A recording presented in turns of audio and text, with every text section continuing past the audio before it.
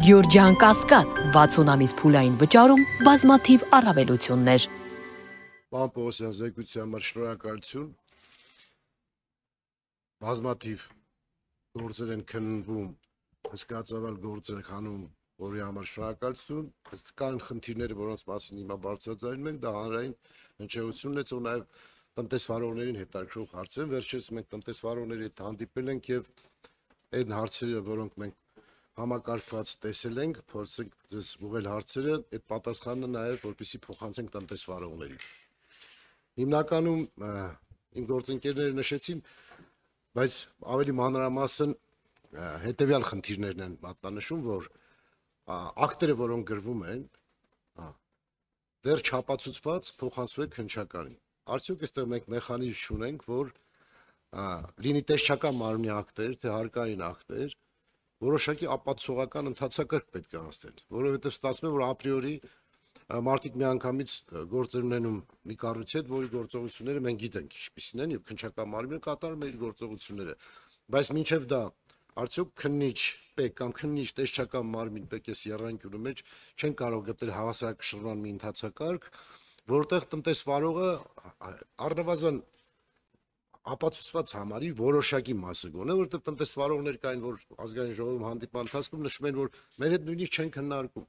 պետեկամուտները կամ տեսչական մարմինը, եւ սա անարդարության զգացողություն առաջացնում։ Միգուցե այո, դուք ճիշտ եք, որ հետագայում շատերը պարզում են եւ ապացուցվում է հանցավորություն, մեղավորությունը եւ այլն, հատկապես հարկերի թաքցնելու եւ խուսափելու իմաստով չարամտորեն խուսափելու, այստեղ նույնպես գիտեք, որ ձևակերպումների բարդություններ կա, որտեւ հաճախ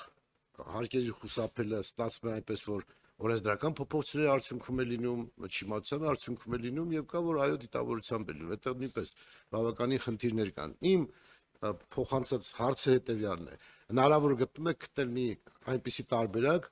որ մինչև քննչական մարմինը հասնել, դուք ունենաք որոշակի ապացուցողական բազա, ապացուցված այլևս, հատկապես փորձագետների կողմից, որովհետև փորձագետներն են, որ կարող են մասնագիտորեն ապացուցել որևէ խախտում եւ այլն։ Նոր մենք կարողանանք, որ ավելի տնտեսվարողներին,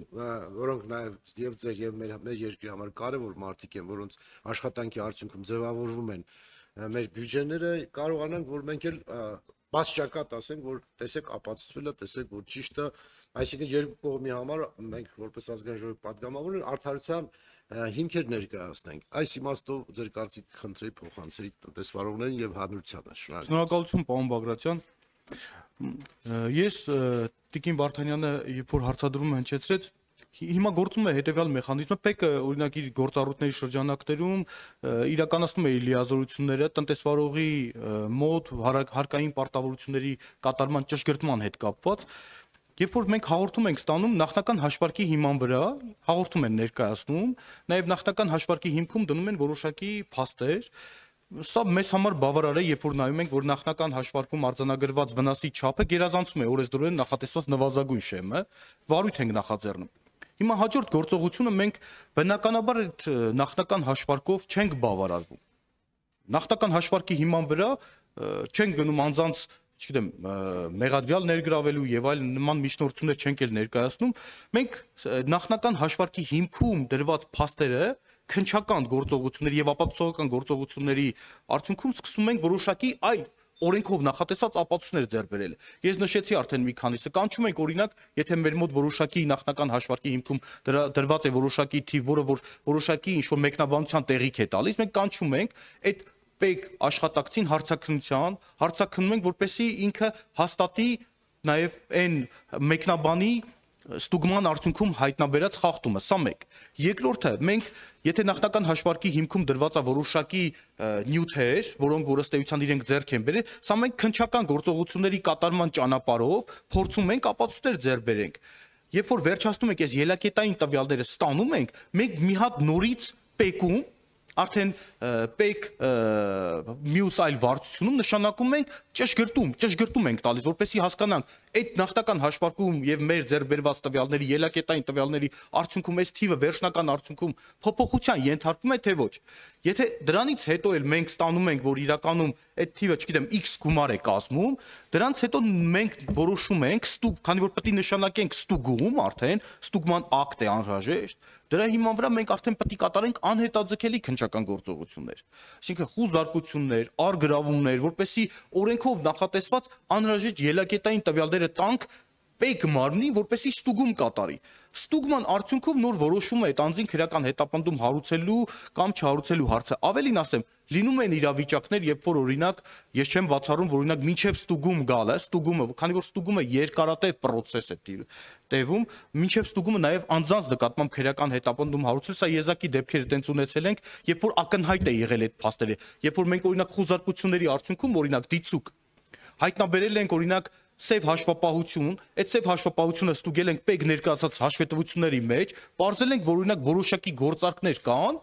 չի արտացոլվել պետք հաշվետվություն։ Դա արդեն իսկ մեր համար հիմք է, որպեսզի առանց ստուգման ակտը ստանալու գնանք ստուգման։ Եվ նշեմ, պարոն Բագրատյան, այս կարգի դեպքերում մենք առավելագույնս անում ենք մեր գործողություններով, որպեսզի տնտեսվարողի գործունեությունը որևիցե կերպ չխաթարենք, բայց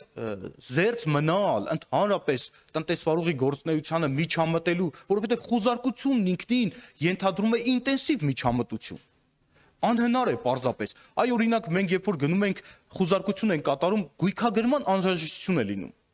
Այդ գույքագրումը ինքը ենթադրում է, որ պետք է, չգիտեմ, որոշակի գործողություններ կատարեն եւ որոշակի ժամանակահատվածում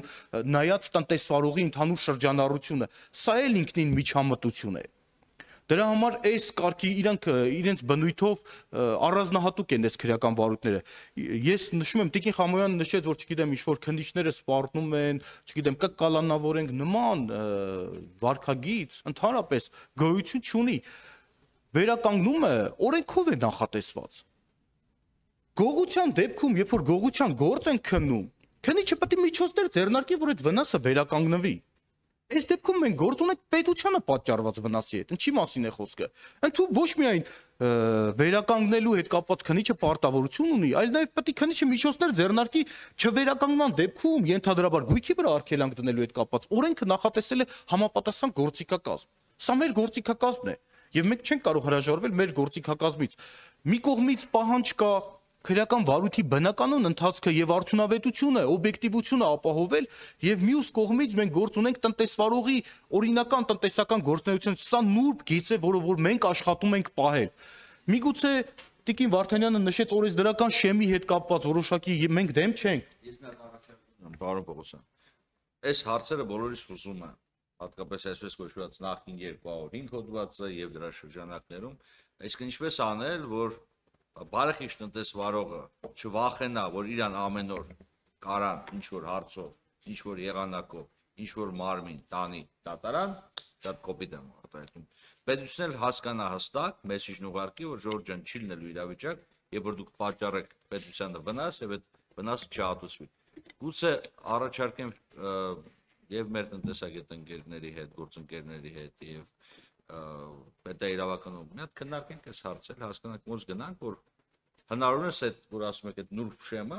առնվազն հստակ լինի, էլի, որպեսզի եւ տնտեսվարողը եւ պետությունը հասկանան իրենց վարքագիծը եւ դա իրավական որոշակիության բերի որոշակի։ Խնդրեմ, պարոն Պողոսյան։ Շնորհակալություն։ Դա բարով ագրեսիվ։ Շնորհակալություն պատասխանավոր։ Իհարկե, պարոն Պողոսյան, բարդ է եւ ապահովել բոլոր կողմերի բավարարված լինելը հասկանալի է։ Այստեղ նորից անդրադառնանք խափանման միջոցի հետ կապված։ Դուք նշեցիք, որ 16-4%-ով նվազել են կալանավորման պահանջները, թե դա միջնորդությունների թիվը։ Հա, Մեր ներկայացած միջնորդությունների թիվը։ Դա ես համարում եմ, որ շատ լավ թիվ է, 16-4%-ը բավականին լավ թիվ է եւ այդ ուղղությամբ կցանկանայի, որ առաջնորդվենք, շարունակենք ինչ իմաստով, որովհետեւ տեսեք, տնտեսվարողների մեծ մասը այլևս ապացուցված հաշիվ ապրանքագրերը գրել են, էլեկտրոնային տարբերակով այդ ամեն ինչը տեսանելի է, այսինքն ասել, որ նրանք կարող են քննությանը խանգարել ինչ-որ կերպ, դա հնարավոր չի եւ խափանման միջոցը, օրինակ այլընտրանքային խափանման միջոցները գերադասել է գործարարների դեպքում եմ ասում, տնտեսական հանցագործների դեպքում, իհարկե խոսքը չի գնում ձեր ասած սերվերներ հայտնաբերելու դեպքերի, հզոր դեպքերի դեպքում անհրաժեշտություն է լինում կանոնավոր, որովհետեւ դա իսկապես արդեն բազմաճյուղ հանցագործություն է, բայց ասենք պարզ հարկային որոշակի հարաբերությունների հետ կապված վեճերի ժամանակ խափանման միջոցը կալանքը կարծում եմ մի քիչ խիստ է եւ ճիշտ կլինի որ տնտեսվարողների հետ մենք շարունակաբար աշխատենք, քան թե մեկուսացնենք եւ գործունեությունը դադարեցվի։ Մեր համար ամենադժվարը այն է, երբ որ խաթարվելով գործունեությունը բիզնեսն է դադարում գործել եւ այդտեղ մենք բավականին մեր համար որոշակի խոցելիություն ենք ապահովում, որտեղ պահանջում են, որ լավ մենք ունենք թերություն, ինչ որ հարկային հարցեր կան, մեր հետ թող քննարկեն, ինչի պիտի անպայման մեր կալանավորեն, փակեն, պլոմբեն խանութները եւ այլն։ Այս իմաստով իհարկե նորից եմ ասում, մենք ավելի շատ երևի անելիք ունենք, քան դուք, որովհետեւ սա պետք է նաեւ օրենսդրորեն կարգավորվի, բայց շատ կարեւոր է ձեր պրակտիկ աշխատանքի արդյունքում այն հնարավորությունները, որ դուք եք հենց տեսնում, փոխանցեք համատեղ քննարկենք, որ գտնենք մի հավասարակշռության մի վիճակ, որտեղ իսկապես որոշակի արդարության, այս պայն անարդարության միջավայր տնտեսվարողների կողմից արձանագրվել է։ Ես նույնիսկ ասել եմ, որ Պանթունյանի հետ ենք նաև եղել, նույնիսկ որ ասեմ, բան չի փոխվել, վերջի փոփոխությունների եւ այլնի արդյունքում իրանք շարունակում են պնդել, որ իսկապես չի փոխվել։ Միգուցե դա տեսանելի չի։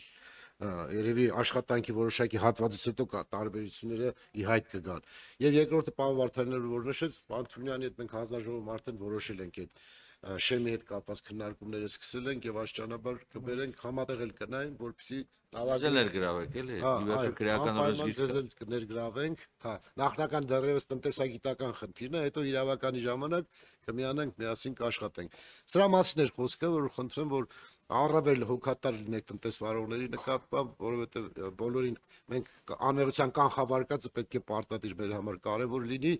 եւ մնացած իհարկե ովքեր մեղավոր են պատիժը անխուսափ է լինելու։ Շնորհակալություն։ Շնորհակալություն, պարոն Բագրատյան, ես արձագանքեմ մի հատ օրինակ բերեմ, որ օրինակ ավելի պարզելի, կոնկրետ այս վերջերս նաև քանի որ լուսաբանվել է հանրային հնչեղություն ստացավ, օրինակ դիցուկ մենք հայտնաբերեցինք հարկային պարտավորությունները չկատարելու հետ կապված հսկայական դեպքեր գազալիցքավորման կայանների հետ կապված։